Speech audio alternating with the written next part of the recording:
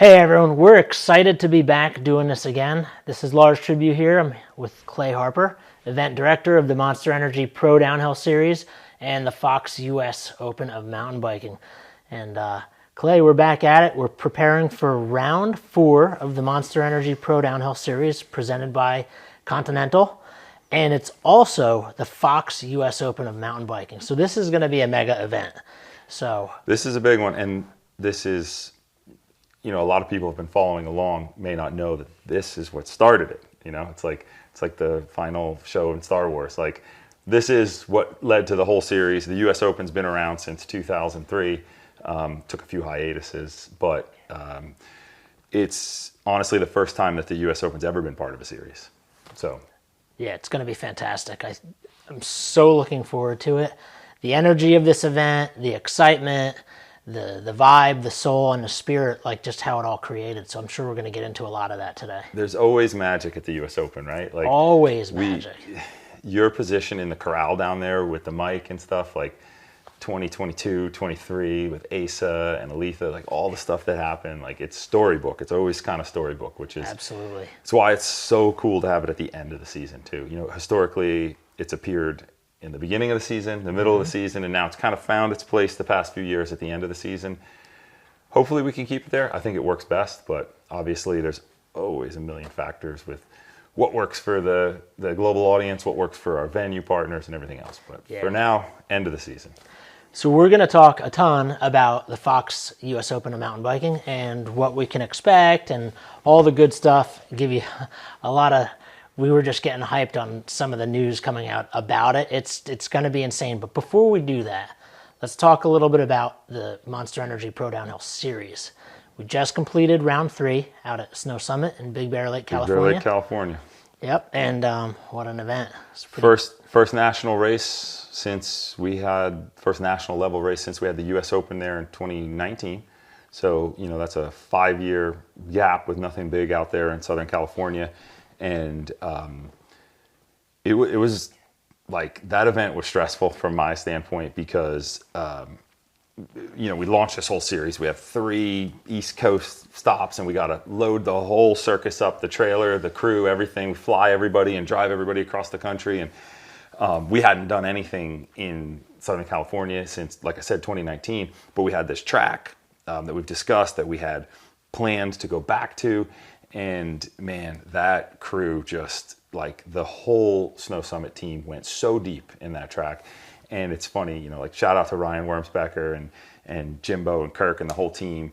I can't remember everybody's name right now, but there's 20 guys on that team. And they went to town on that track. And I think that, you know, maybe I didn't realize just how hard we were pushing them with our, like, the stuff we were asking for in that track, mostly from a safety standpoint too. Like, we added bee netting in spots that we hadn't. We had extra fencing and crowd barrier. We had increased tree padding, like a lot of different things we did. And we were just working. So like every day we're working. And then the event comes around and the reaction of the high level pros and the audience was just so worth it. Like, that track went from kind of like people having their doubts about it to becoming a track that everybody was stoked on. So yeah, it's actually incredible how cool that track was. I hadn't been personally. I missed the U.S. Open when you had it out there. So my last round at Big Bear was a Norba National. And I mean, you're talking close to 20 years. And it was so special. Don't tell anybody that. I know. It was so special, though, to go out and be there again and just to see the track that got linked together. And I mean, the trail gnomes were out every night doing their magic, because I'd come back in the morning and I'd look at the berms and they'd be schminty again. And yeah, we're going to come back to the trail gnomes though, because we had good trail gnomes and bad trail gnomes out there. That was something I haven't dealt with that we should actually touch on. But go ahead, keep going. Trail gnomes and trail gremlins. Right? Yeah, trail gremlins. Yeah, the ones that come out after midnight. Every night, every morning I walked out and, you know, just took a walk on the track, just did another inspection, and simply blown away. You could tell that not only did they put the work in going into it, but yeah, and so like they built that whole finish stretch, which you know, with Mountain Creek, we've been working to develop these like, I guess we could call them now at this point like trademark Pro Downhill Series whoop sections. You know, we've kind of got a good formula. where we're building them. They're the right size where everybody can ride them, but they are a differentiator, you know. Mm-hmm. George Ryan and his crew really developed them at Mountain Creek, and then the crew at Snow Summit really did a good job of building like a West Coast version of that, you know, because the soil's so different. That whole stretch was awesome. The crowd that was out there was huge. I mean, there's pictures of people with American flags like running down towards the finish line. It's really cool. And then that whole track too, like the day before we started, I was out there fixing some tape and kicked up a hornet's nest right before the finish stretch. Like we had to close it down during track walk, and so that was like a challenge. And then the track gremlins, like you mentioned. So I've been doing this for 20 some odd years. I've never had an event where somebody was moving the poles. So like every day, it started off kind of casual. We're thinking like, oh, this was maybe some kind of an accident. And then it happens again.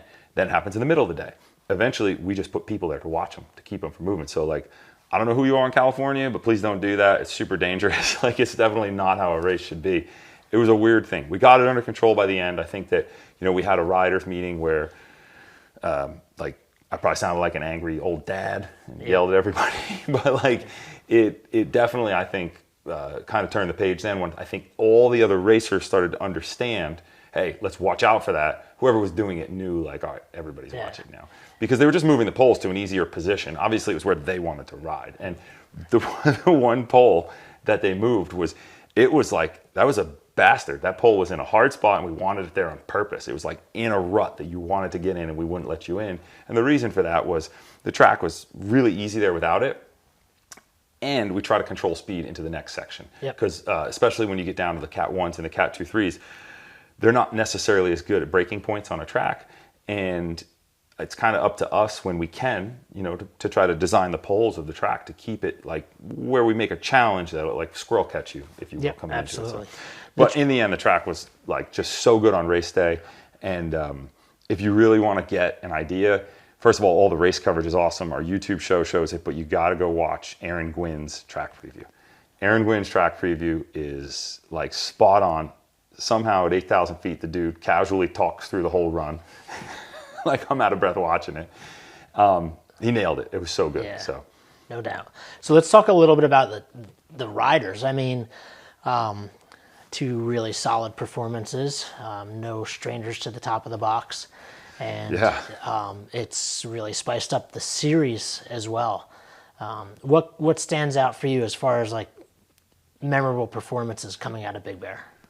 Well, I mean, I guess we'll skip the pro class. We'll go right to the one I said beforehand. The most memorable to me was the Kai Burleson, Cash Shailene showdown in the Cat 1 15-16. This has been going on.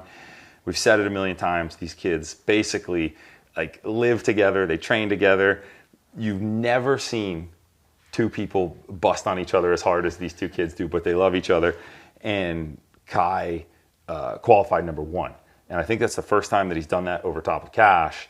And so, like, the pressure was on, and man, he wanted that win so bad. And it came down to the finals. It was so close, and Kai had a little washout in one corner in that moto section and just missed it. But like to me, that competition was really incredible to watch. Probably because like with my son in the 15-16 and them all being friends, I see it. You know, maybe I see more behind the scenes than what everybody does. But just to know, like, these are the kids that are coming up. They're going to be having these same dramatic races play out as pros in a very short time period. It's crazy. Like, we didn't have that. You know what I mean? Like, when you and I came up racing, like, it wasn't like in motocross where you're like, man, we battle each other all the way from Mini-O's up through Loretta's, up through everything. Well, we don't have that. So, like, we're starting to build that. We're starting to see these kids at 15, 16. They're, like, button heads, and then it's going to be all the way up through the pros. So to me, that was wild. I really enjoyed that. And then the pro race was great too. In the pro race, I would say that Ryan Pinkerton, because, you know, he hasn't raced everything with us, like, that was probably to me the most interesting dynamic to see get thrown in, just because we hadn't seen him, in that type of environment in the race. And that was cool to see. And I think that he really enjoyed it. Because he was, to be honest, like, he was on the fence if he could be able to make the U.S. Open because of other schedule conflicts. And right after that race, you know, we changed it up and made the commitment to come. And I know his family's coming out and stuff too. So, yeah, and it was the first we'd seen Aaron Gwynn in the series this year as well. Absolutely. And I think maybe he surprised himself at national champs. Well, I was going to say, you can't. He came off of a pretty long sabbatical from injury. Totally. And like was immediately on form at national champs. So I think I was kind of curious, like if he was gonna. I mean, well, and that's he his did. home He absolutely like crushed it. But I was curious if he was gonna really disrupt things. So yeah, but we had like Gwynn, Pinkerton, Dooley, Dante, all these guys who that's their terrain. You know what I mean? Like that's what they race on. So like the East Coast guys were at such a disadvantage when that crew showed up. That was one of the more stacked. That was the most stacked West Coast field we've had yet. You know, field from the West Coast in Pro Downhill Series this year. And I think that I kind of overlooked the Aaron Gwynn thing, but now that you mention it, the performance he had at national champs was incredible. And it was really cool because it went straight back to the days when he just captivated people. And like the audience, everybody at Rock Creek was just blown away when he came, like, because nobody knew what to expect. And he was even quiet about it because he's not like, you know, he doesn't brag, he doesn't do anything like that. So he didn't make any claims. Yep. And then that run was crazy. So it was pretty cool. Yeah, it was good to see. But overall, I think that pro race on both the men's and women's played out really well for us in Snow Summit. And like, you know, when we were last there in 2019, we didn't have that crowd experience. We didn't have that finale. We didn't have the show with the big scoreboard and you in the corral and hyping and stuff. And it was pretty cool to see, you know, there was hundreds of people leaning over the fence, banging on the boards, and it was a good finish. I was very happy with it. Yeah, so. yeah. And then on the women's side, you know, you and I talked about this one earlier. Like that finish led to like something. I guess we'll probably, you know, we can talk about it right now. Jump right into that. Look, so there's no secret. There's been this Eris and Allie battle that's been happening in the pro women's and the elite women's category, and which is also really cool because both of them are under 18 years old, under 17. No, I guess under 18. Yeah. Yeah. So I mean, Eris literally just won a second Junior World Championship title like 3-4 weeks ago.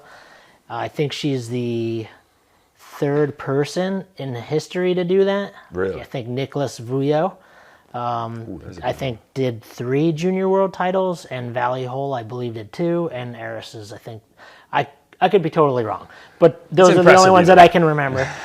So I mean, she's yeah, that's how it is. That's what it was. I checked it. She's definitely making history, right? And Allie is battling with her at every round. So they're literally like, I think, 2 points apart.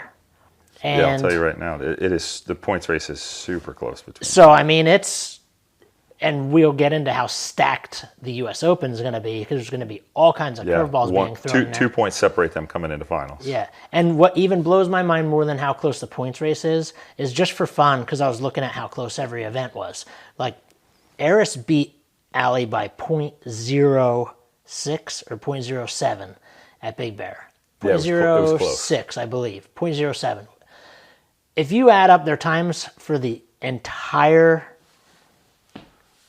it was 0.07, and if you add up their times for all 3 races combined, they're literally 0.0644 seconds apart. And so just to explain that, what you mean is that if we turned the Monster Energy Pro Downhill Series into an enduro race, and like we added each race up like a stage, the combined time of stop 1, 2, and 3 for each of those women, when put together, is 0.644. So like half a second. 0.6 off. 0.6 of a second. That is crazy. It's crazy. I mean, and we're seeing that kind of level of excitement too. I mean, the category we were just talking about, you know, like 2nd through 5th, they're within 5 seconds if you add up all 3 rounds.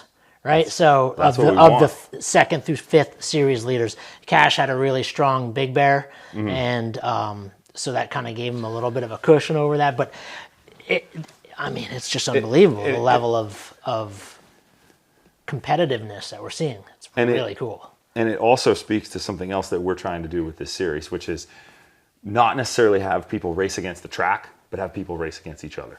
You know, that's not something we've, you know, shied away from. There's been, you know, some years of people saying, well, European tracks are harder than American tracks. And it's like, well, who cares? It's the racing. Yeah. So we've kind of just embraced every track we have right to the fullest. You know, if it's not the steepest, who cares? If it's not the gnarliest, who cares? It's the racing that matters.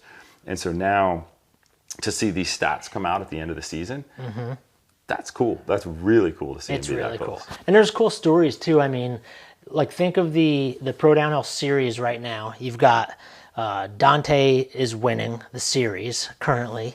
You've got Cole Sweatos right there. And then Dylan Conti, right? So guess where the final round is? Killington. And guess what Dylan's job is? He's the head coach for the Killington Mountain School. There's going to be people going bananas for him. You know, he's been consistent. Totally. He hasn't been on the podium, but he's been consistent at every round, so that's exciting. Both Austin Dooley and Ryan Pinkerton are right there in the mix.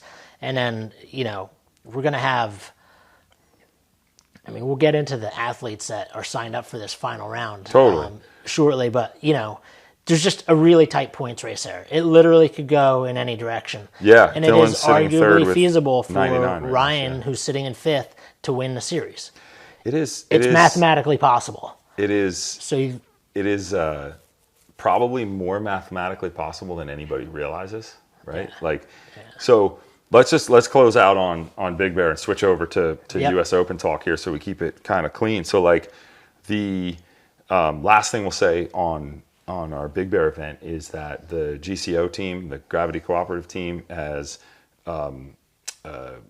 put together juniors coverage. So we have a basically similar to what we did for Mountain Creek, where we dropped the juniors race coverage a little bit later leading into the next event. We have the same thing coming for our race out in Snow Summit. So make sure you check that out. That'll be out the same time roughly as this podcast drops. So watch our YouTube channel for that.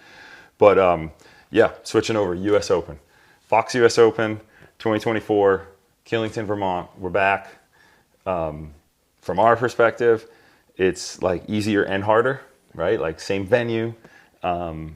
We have like some growing pains that have been getting easier. You know, the planning is easier, but then at the same time, the event is getting so much bigger that we're busting at the seams, you know, in the venue we have there. So it's gearing up to be a great race, though. And to go back to what we were saying a second ago, the athlete list is wild. And I think that that's probably what a lot of people want to know about. You know, we've been putting in work over the years to appeal to professional athletes all around the world. And we've had, you know, we'll get a good amount at each U.S. Open, but this year it's just the craziest turnout we've had yet. I mean, I'll just do like a quick rundown. Santa Cruz Syndicate, FMD Racing, Frameworks, Union, YT Mob, Atherton Racing, Giant Factory, Intense European Factory, Joe Breeden's team, the Pivot Factory with Bernard Kerr, Scott Factory, UR Racing, Yeti Fox Factory. We've got Richie Root and Tyler Waite Racing, which I'm really excited to see him. I think that one may be a result people aren't necessarily they don't know what's coming with that one. Norco with Greg Menard and his team. We have Canyon Collective, Gwyn Crestline, Madison Saracen, although I think Greg Williamson may have just hurt himself, so that might not be happening. Forbidden Synthesis. I think Connor Fearon's coming back, which is sick because he was a big athlete that we had the first year we went to Killington for the 2018 U.S. Open. I know he has actually a big fan base up in the Northeast. People love that guy. So a handful of Common Sol riders, Austin Dooley and some other teammates, the We Are One Momentum Project, and then we have, you know, a lot of our regulars. We got Defiant, Transition Factory, KHS, and the list just goes on and on. So I think that, you know, to go back to what you said, everybody's excited about it. Oh, listen to this, listen to that name and all that. What they don't realize is that that's going to really mix up the points. Absolutely. Like, we are like It's like you're just going along as a racer in the pro class in Monster Energy Pro Downhill Series, and then we throw the gauntlet at you for the final round. So, and that's what you meant about this, like potential for these points to get just completely like rearranged. You know what I mean? Like we could see the 5th place pro athlete. So we have Ryan Pinkerton, who missed the second round at Mountain Creek, and he's sitting 5th right now. Sitting in 5th, but I mean he's about 40 points back. But the athletes ahead of him all have to race this crazy international field. Right. You know, let's call a spade a spade. Ryan races those guys every day. Not every day, but every week, you know what I mean? He's out there racing in the World Cup, racing this field of athletes. So, you know, he stands a good chance of being on the podium. And if, you know, Dante, Colsuetos, Dylan, or Dooley don't have a good race, which with this field and this track, which we'll get into in a minute, like it's not, I don't think it'll be hard to be 1 second off the pace and 15 places down in the results. Yeah. And so I think it's gonna be awesome. Like you are gonna have a very difficult time containing your excitement in the corral when you're trying to figure this out. And this course will certainly, like the others, provide for some tight racing. Ooh, I remember when all the noise was, it was all the buzz when Asa took down Minar at the Fox US Open of mountain bike. 22. In 22. Yeah, when he first showed up, like that was the first time we had seen in the Asa. corral. Greg said, "Man, I think I hit my brakes once," right?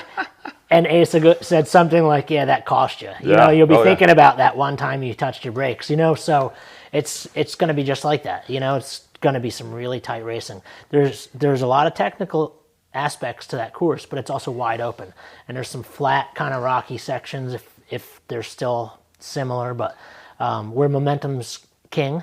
And it provides for really good racing. Yeah. Let's come back to the track. We'll do a quick little recap on that. But first, let's just like look at this, you know, further down into this. So like if we look at the pro women's field as well, that one, I think, and we mentioned this when we were kind of pre-gaming, that's a weird scenario there because like Eris and Alita are only 2 points apart.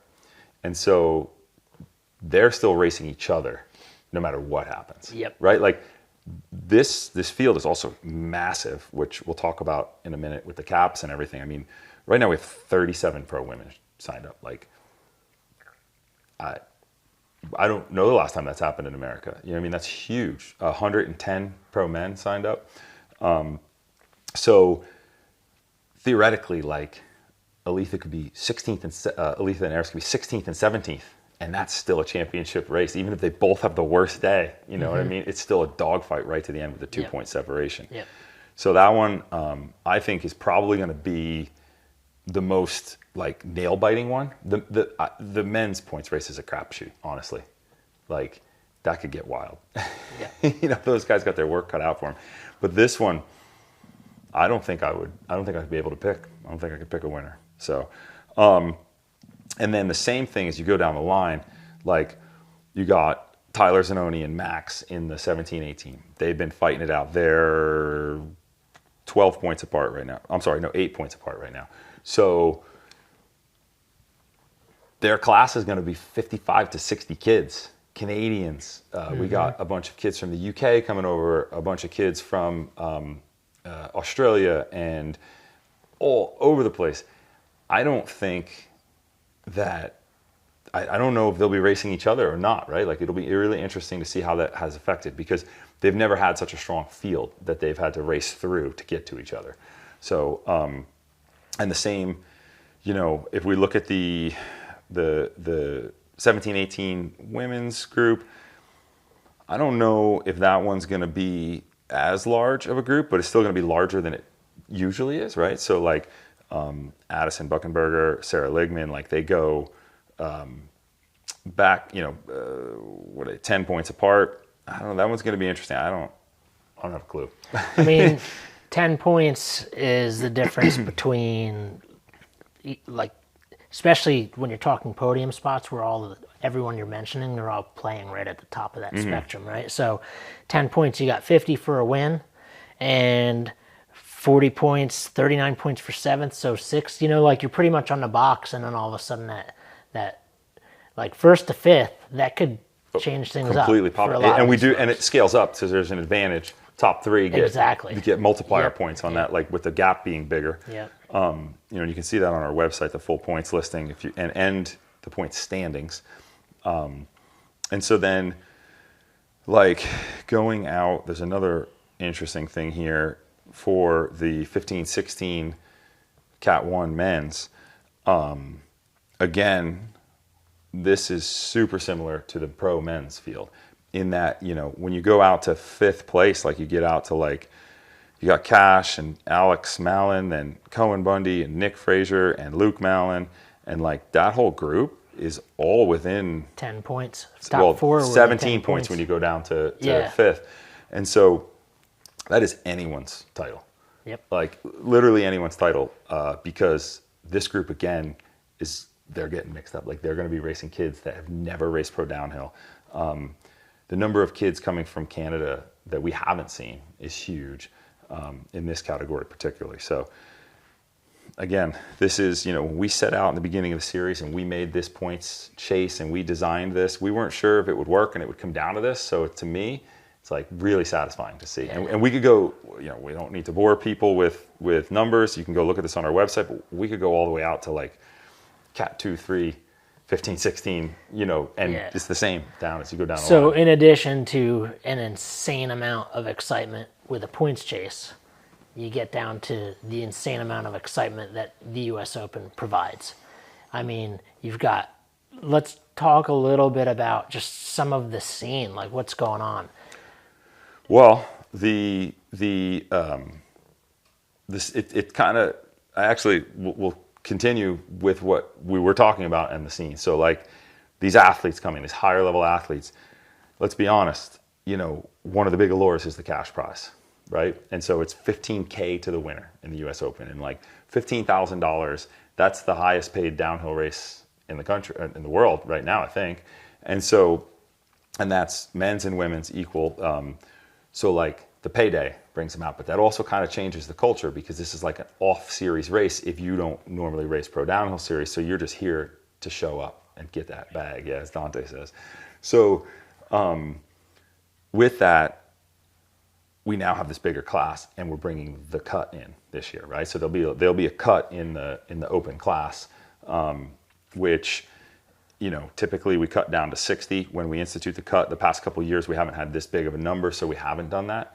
But that right there changes the culture. Like, there's a lot of people just trying to make it from Saturday to Sunday. It kind of eliminates that whole game people play, especially in the Northeast. We get weather, and Killington gets weather. And sometimes people play the game of, looks like afternoon thunderstorms. maybe I'll do a slow run.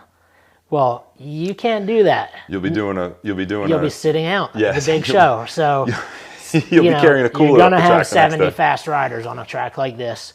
There's a lot of.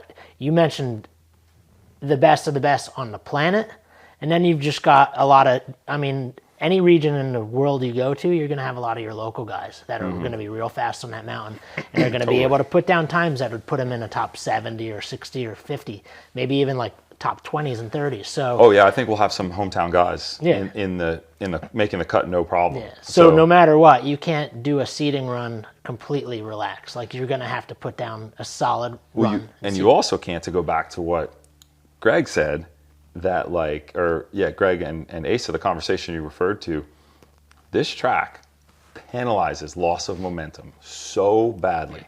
So if you're like, I'm going to just check up in this section, you could be paying for it for the next 3 minutes or next minute of racing, whatever it is, because you lose that momentum. So it will be weird to see just how much people get on it for qualifying. Yeah.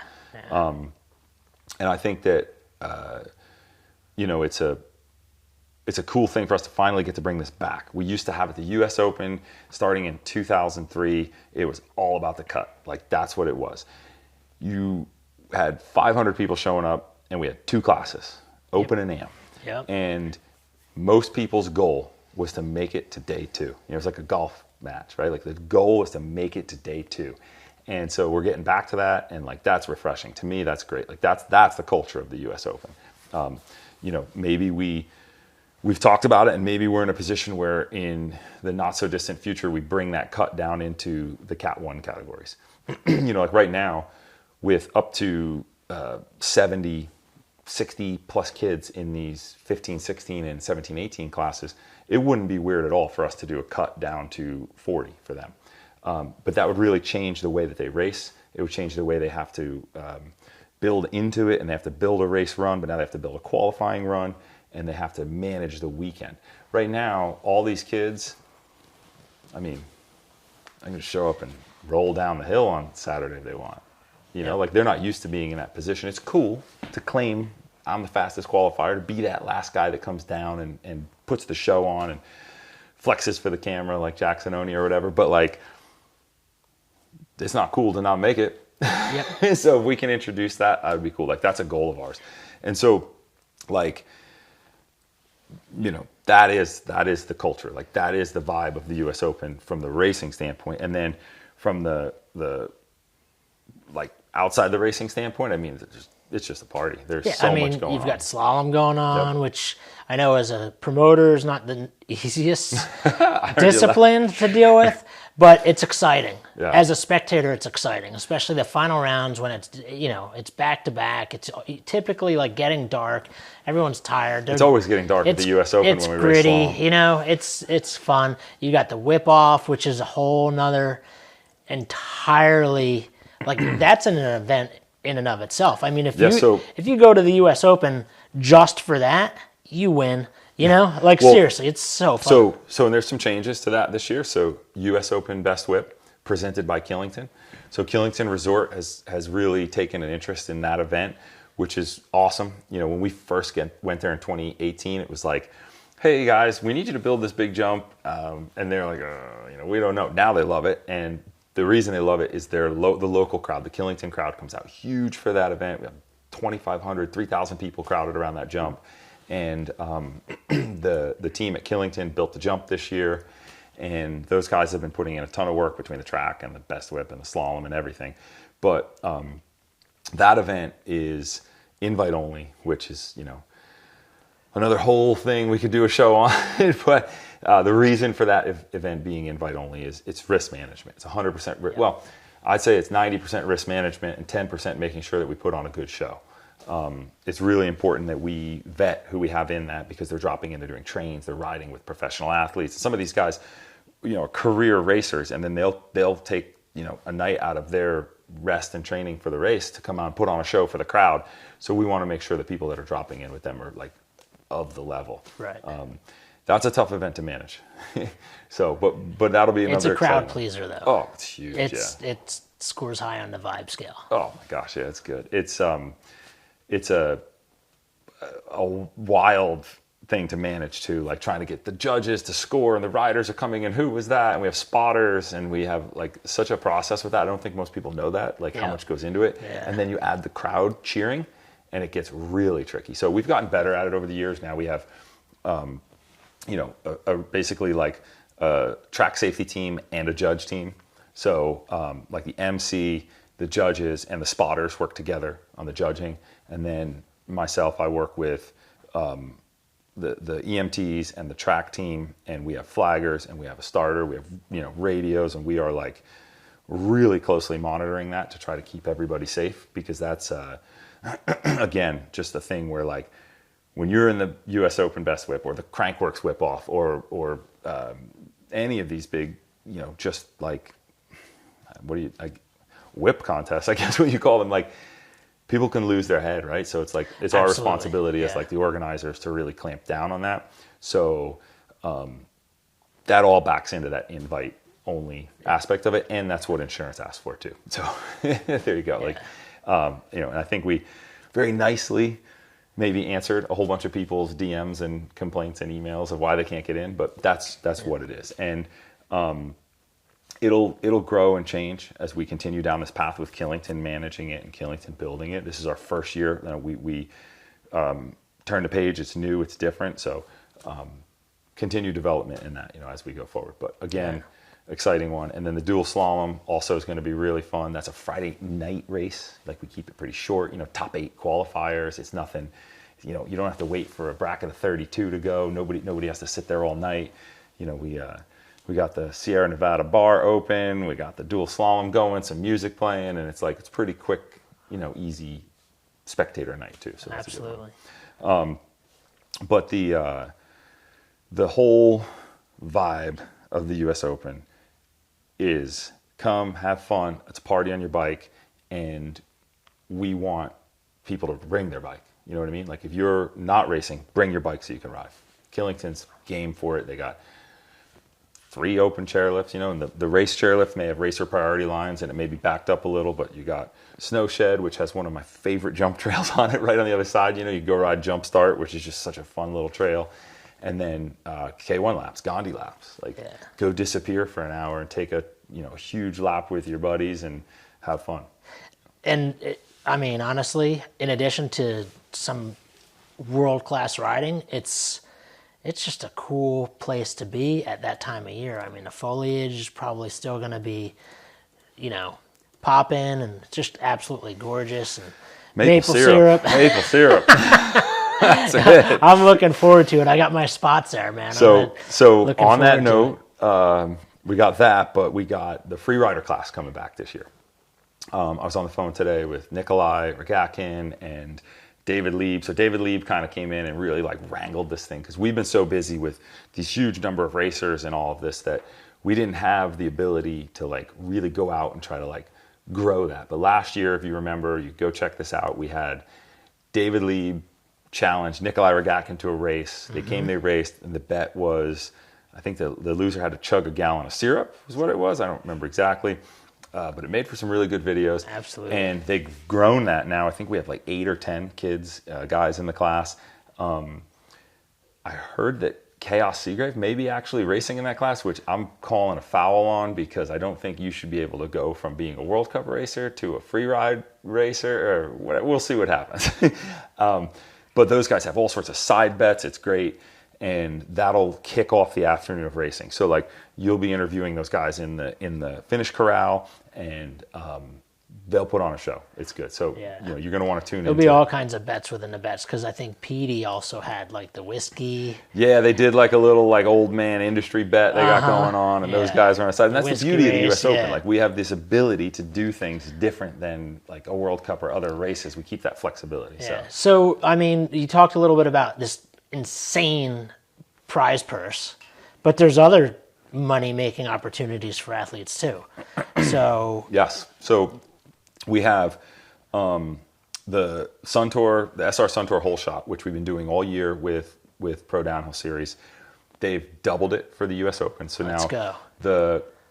The fastest first split, men's and women's, is $1,000. It's $1,000, right? So that's a bigger payout than most races, and it's any category. You could be Cat 1, 13, 14 and win that thing.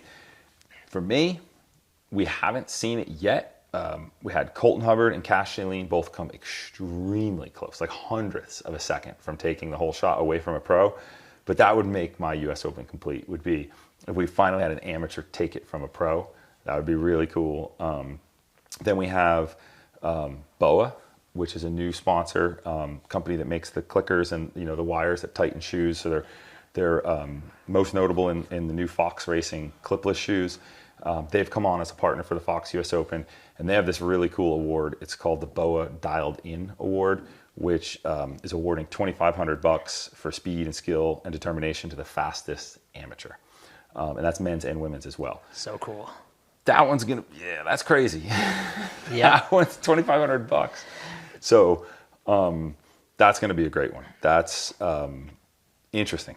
It's not normal for an amateur class to have that kind of cash sitting there, so it'll be good. And the overall, prize purse for the whole weekend, it's say 70, 80,000. I don't remember what it is off the top, but it's a lot of money. There's a lot of money going out to athletes. It's what we want. We want to put that money in the athletes' hands. So that's been your mantra since day one. 20 years ago when you started the U.S. Open. That With was, $1,000 prize purse, and that mattered. yeah. Wish it still mattered. Yep. I remember I was racing it, and we had Australians coming in and Good old South Africans. And Brent Atkinson came and took that money. he did. Yep. And, you know, it's been pulling athletes from across the globe since day one. So it's really cool. Yeah, and we're going to, you know, continue to try to grow that. It's been really difficult this year with, it's a tight time in the industry. It's also a great time for a series. So like financially it's a tight time, but you can't just pick when is the best timing to start something in sport. And right now, with the huge number of kids coming up racing, with the limited number of people that can get into World Cup, it's like all the reason for us to have this, you know, path to create like a North American series that is, you know, also a place that athletes can have careers and that we can have basically, you know, just a whole nother house. And with that, you know, we want to continue to grow this prize purse. We want to continue to grow the series prize purse and all that. But it's like, it's been a really tough year. So we were able to do the, you know, the 3,000 per winner for each stop plus the pay 5 deep. And now we have the 15K. We matched last year's US Open purse. And the series purse, you know, we didn't have a big series purse this year, but like, it is what it is. We said that right from the beginning. I think you and I talked about it on the very first podcast. It was just like, not necessarily something in this year's business plan, but like our goals as Pro Downhill Series is like, how do we get to the point where the series prize purse is huge? And so we're going to continue to develop that. It just takes time. You know, all this takes time. So hopefully by 2026, that series prize purse will be like a life changer for the winner. I mean, it's already on its way. And I mean, first year, it's been nothing short of spectacular from We're 3 on all events accounts. in. Yeah. We're 3 events in. It's been so far so good, you know, just magical. By when you talk to folks, most people are just so fired up. So with all the money on the line, with all the vibe, with the FOMO, if you're not there, Oh, don't start with the FOMO. I know right where you're going with this. everybody wants to be a part of it. Everybody wants to race the U.S. Open this year. Yeah. So that's created some challenges for you.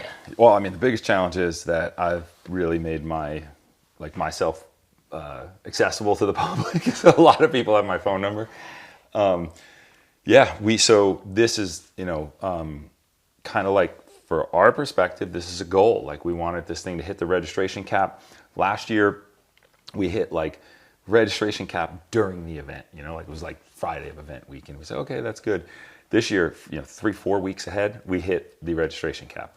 And I said to you before this, I was like, I want to discuss this on the podcast because I can't get to everybody who's reaching out to us. I can't explain it to everybody. This is a platform for us to do that. But basically, the way it works is we set the registration cap at 350 for amateurs to allow us to still get all of the pros in, because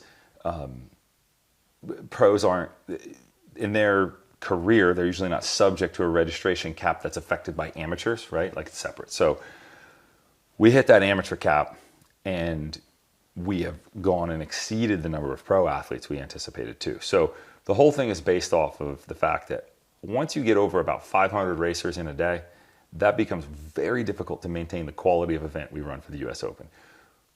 What I mean by that is like our run of show, which you've been part of developing, Jess and Jamie, the people we don't talk about on this enough that are like the real backbone of this, they developed this run of show that gives us like time for reruns, proper time for practice, time for our timers to take a break, so that we basically try to slow down like the heart rate of the race, if you will, and give us this ability to build to the fastest qualifier in those Cat 1 and then the pro classes, and just have this amazing show on site.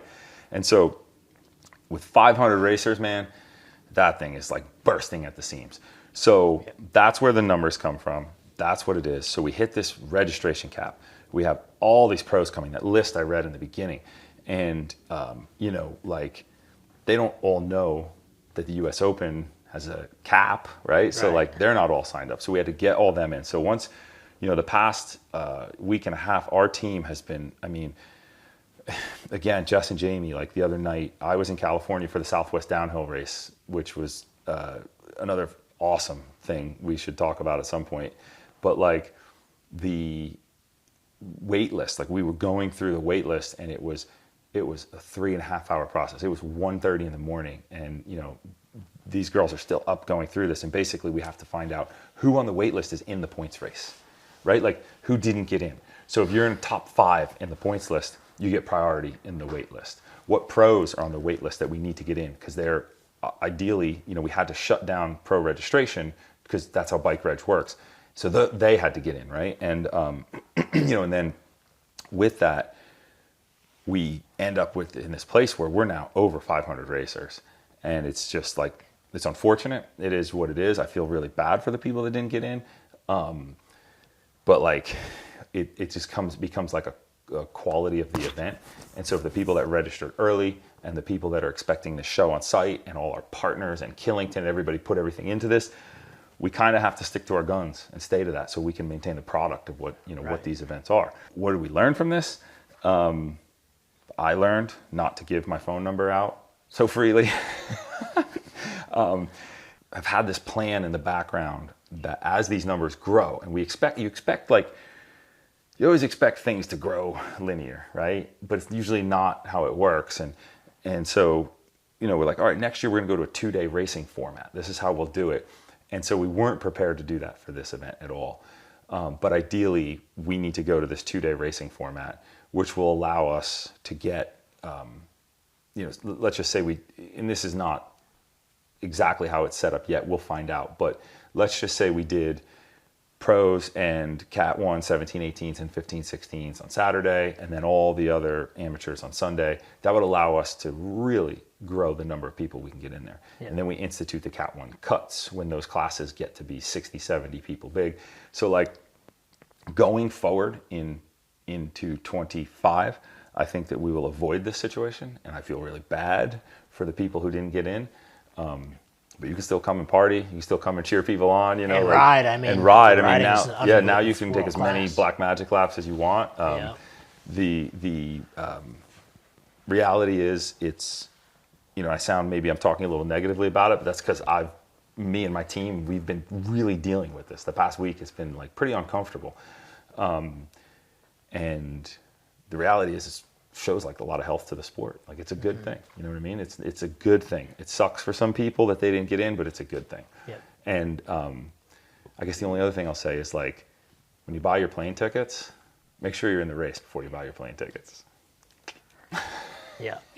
But like the end result is a huge learning curve for us, like an accelerated learning curve for us, if you will, where we are now just like fully get ready to execute these plans for next year, which will be fantastic.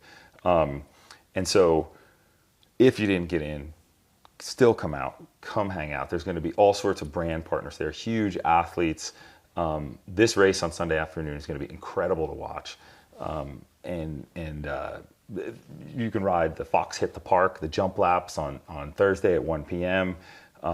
There's going to be tons of just like huge names that you don't normally see at your bike park out just riding Black Magic, cruising Steel Panther, like just taking laps. So come on out, have fun, and sign up earlier next year. So no doubt. Yeah. So it's definitely not an easy thing, It's not, and sorry to cut you off, but I just looked at our notes, and what that really backs into is this year's schedule. So hopefully by the time this comes out, my team is able to put that out, but we've had to completely adjust the schedule. We're switching it up. The Cat 2-3s are gonna go earlier in the morning on Sunday. They're gonna have their practice and then their race, and then we'll do the A and B practice group blocks, and then we'll have the A and B race. And that's so that, like, when Troy Brosnan comes to the US Open, he's first time racing it, I believe, like, his memory isn't that he waited 8 hours between his last practice run and his race run, right? So like we have to make some adjustments to it, which required like us going back to Killington. Can we get an earlier lift? So we had to open the lift 45 minutes earlier and do all stuff. It's a huge like list of things that have to happen when people blow us up and like, why isn't this schedule out? And it's like, well, trust me, we're fixing it. We're working on it. So, and the worst thing that we've learned over the years is just throw a schedule out there knowing it needs to change, because you'll never get that horse back in the barn. There will always be somebody looking at the wrong schedule. That's like the drama, the bad stuff we needed to talk about. So schedule's forthcoming, and now people know why it's not just published. Yeah, and that's not like the overall schedule's out there. So let's talk a little bit about just the overall event, like big picture. Someone shows up. Say they roll in on Thursday. What do they expect for the weekend? So Thursday is track walk. The resort's open. Killington Bike Park is open 7 days a week still, 10 to 5. Tons of riding. Trails are so good this time of year. Thursday's track walk for athletes, downhill track walk. Friday is practice and dual slalom in the afternoon, and everybody doesn't do dual slalom. It's a lot less racers. And then Saturday, practice for everybody, qualifying and seeding for Cat 1 and Pro, best whip that evening, and then Sunday is a little bit of practice in the morning and race day. Awesome. The schedule that we're talking about is like the individual hours and minutes of where the athletes need to be. Yep. So like the general public's not waiting for the detailed schedule. It's the 500 athletes that are like, hey, we need that schedule, So, and I don't blame them. They're trying to plan their, maximize their time. And we also have a lot of like brand activations, for instance, like, Fox needs their athletes to be here doing this or doing that. So they need to know exactly what time they need to practice. And there's a ton of mechanics to it. I think this is a cool platform to talk about that a little because we don't get too often. So, and just kind of dawned on me that we never really talked about when exactly the event is. I'm sure everyone watching this podcast probably knows, but just in case. Is our team going to put that is it going to be in the opening graphics? I think we're going to get that in the graphics, right? All right. Well, if it's not in the graphics, it's if you're listening September to this, 26th to the 29th. Yes, if you're listening to this on your favorite audio platform. Of 2024. September 26th through 29th at Killington Resort. And it's the big things you need to know. That Friday, dual slalom in the afternoon. Come watch that. Saturday, qualifying and best whip. Sunday, race finals. So the 29th is the big day. That's the day we need everybody to come out and like show the world what U.S. downhill can do. Like paint your face, drink a beer, bring a flag, bring an American flag, go crazy. Bring some things to make some noise. Yeah. So bring an old rim and a handlebar, whatever you got. So we got some crazy noisemakers from Snow Summit. So Nate Kitchen's father is a badass human, and that dude got me. So we use all DeWalt tools, and so we have we now have this horn drill, which is crazy. I have to have my staff not use this thing in the race trailer because like it causes hearing damage. But you'll be down in the base area and you'll just hear this up on the hill. It's like I was going off, and then other people brought them too. So like horn drill horns may be the future of U.S. downhill. Like vuvuzelas ain't got nothing on that. Yeah. Lithium-ion battery. Knock people over. Yeah. So industry partners, you want to talk a little bit about that? Is there any other topics we need to talk about? Well, I wanted to hit the track real quick. Oh, yeah. So, and I know we didn't want to spend a ton of time on it, but it's worth mentioning for a few reasons. One, the athletes listening to this and the fans want to know. And also, like, let's give some credit to Killington, because Killington is, like, really going to work. I dropped a little vlog piece I did on Instagram this week, just going up and checking stuff out. It was Zach actually and I, really cool, by the way. Yeah. Well done. Well, I laugh when people, there was one comment that said, like sick camera angles or something. And I'm like, the camera angle is me holding my iPhone and trying not to point it up my nose. I'm like, okay. But the track it's the same track we've been using the last few years. Again, also we got to visit this. Like, it's another dramatic point. Like, there's a lot of people that want to talk shit. Can I say that on our podcast? I just did.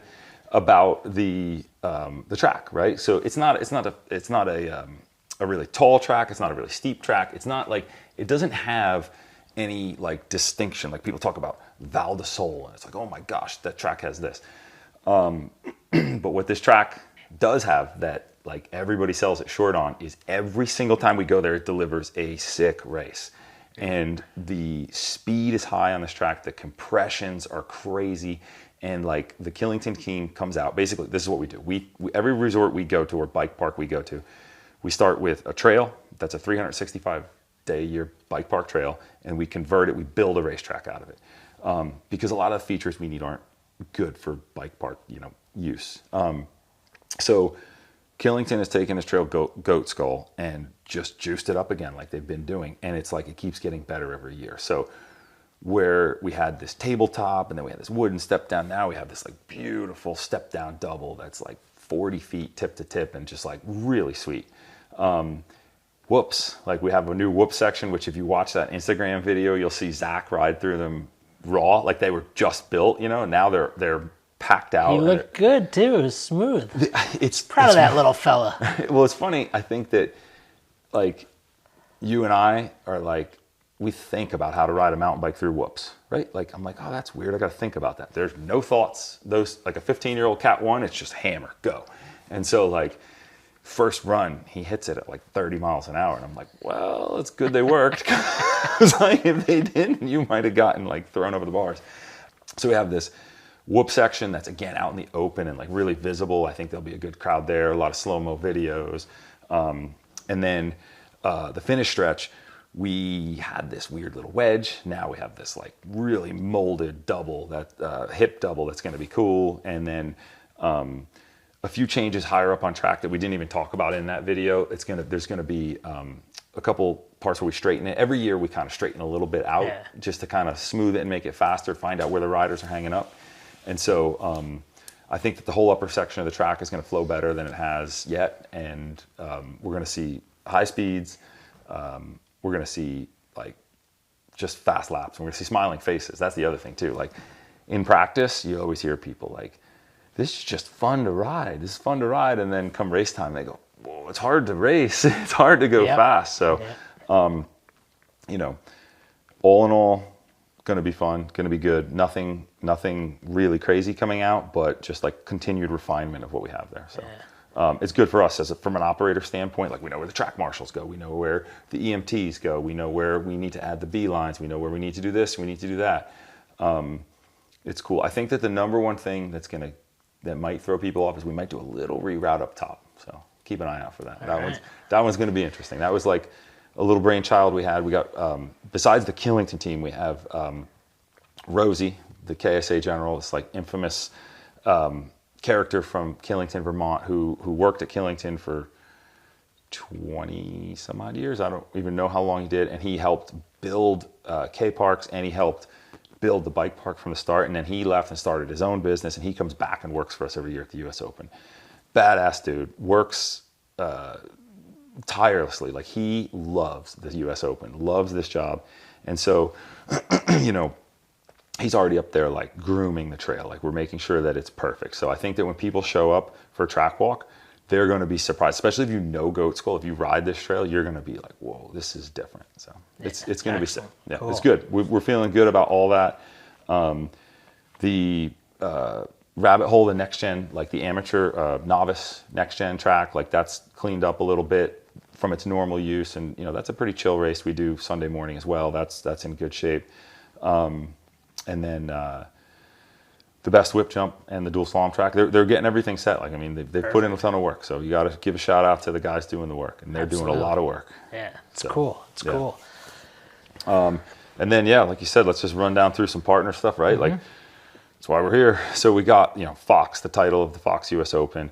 Fox came in 2018 and really started to change the landscape of the US Open. And to their credit, have stuck with this thing. And, you know, we have so much love for that company and what they've done for this event. And I hope that, like, everybody who enjoys the US Open understands what it takes for a brand like Fox to do that. I mean, that's a big deal. Like, that's not, you know, most their job's to sell product. So for them to take this much of their energy and their funds and put it into an event like this, it's important. So they'll be there with their big bus. They got all those big athletes coming. And then Fox Hit the Park, which is Thursday at 1, is just wild event. Like it's just the biggest jump lap you've ever been on. Last year, Jackson Goldstone led it. And that's sick. That's a cool one. We got Killington, which we just mentioned. Killington has put so much into this event, from the build to activations and everything they do. Monster Energy is the series title. So, like, this is the Fox US Open. It falls under the Monster Energy Pro Downhill Series. Again, though, you know, this couldn't be possible without them. Continental Tires, the presenting partner, will be on site selling tires. It's pretty cool. They're actually using a local retailer to do it. So Base Camp will be up there, which is a cool shop that's down the road. You can buy Continental tires, get them installed right on site there. SR Sun Tour, double hole shot. Like, that's sick. Yeah. We got hole shot and whoops. Like, that's pretty crazy. It's so cool. and red plates. And red plates. Yeah, we didn't even talk about that. We're so used to it. We don't even talk about them anymore. I know. We actually, big shout out to another partner of ours, ODI. For this race, ODI went deeper. All the Cat 1s are getting ODI plates too. So like, because our goal is, as this series grows and we continue to elevate like the Cat 1 national level racing, like they're going to have the hard plates at each stop too. So all those Cat 1 guys will have a red ODI plate, which will be really sick. And then the whole field will have a ODI plate too. Thule's unveiling, I think they're going to drop their new rack and this new like upright hitch rack they should be dropping on to the public around then. Or actually it may have come out, but maybe you've seen it, but it's for sale. I can't remember, sorry. But the thing is sick. And another good industry partner. I'm just waiting to get mine, yeah. BOA, again, that Dialed In Award, which is wild. Yoshimura back. So Yoshimura is like a little bit of a like attraction on site. I don't know, Biggie and the crew, I don't know what they do. I'm usually busy working, but every time I look, there's 50 people. I think it might be Win Masters sitting in the tent talking to people, but always like a hub of our village.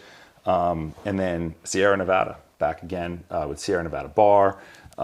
They'll have, I think, a wider selection this year and better hours and stuff. Like we've kind of, again, something we're just honing in as we go. But big thanks to Sierra Nevada. They've been like a quiet partner on the series. You know, they've supported this series since the beginning, but they've been like a little bit kind of secondary. Like we haven't really pushed them. So I want to give them some love and shout out. So, and there's a couple other ones. We got Vans and we could go down the list with some other small partners we have, but I can't remember anybody else at this moment. So it's been a long podcast, but big thanks to all the friends and brands that really helped the US Open. And it's crazy when I say friends, like there's people at brands that are competitors to our partners who are out there doing work to make the US Open better. Because, you know, this is commercialized. It is about generating money so that we can pay big cash purses and we can support this series and we can do all this. But at the end of the day, it's about like US racing. And, you know, there's some brands out there that,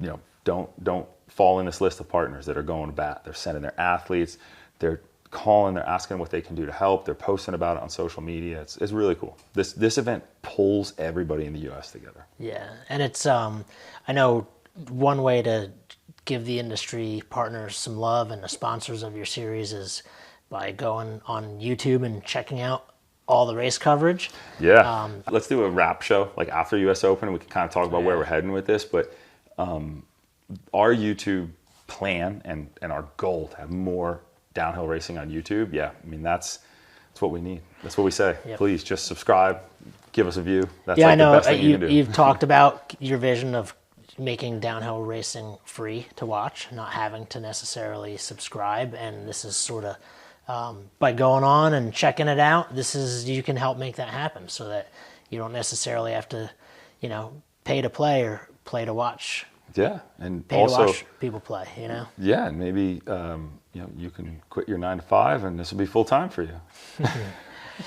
I don't know about that. My man, I'll follow you anywhere. So careful. Yeah, so anything else you wanted to talk about? I think we hit it all. We did that with about an hour, right? I think we're right in a good time frame here, and be there. And if you can't be there, watch it. Tune in. Social media. There'll be a ton of social media too. We're gonna try to do a lot more Instagram Live this year because people want that live coverage, but people don't know how much that live coverage costs. So, Clay Harper, thank you so much for everything you and your team's doing to make this all possible. Lars Tribute, you're on the team, brother. I'm honored to be a part of it. Our GCO folks back there making the real magic happen. Listening to us, and then they got to listen to us over and over while they edit it. Yeah. Hey, thank you everyone for listening in. We're looking forward to this killer event coming up September 26th through the 29th, and we'll see you there. Thank you very much. Let's get it.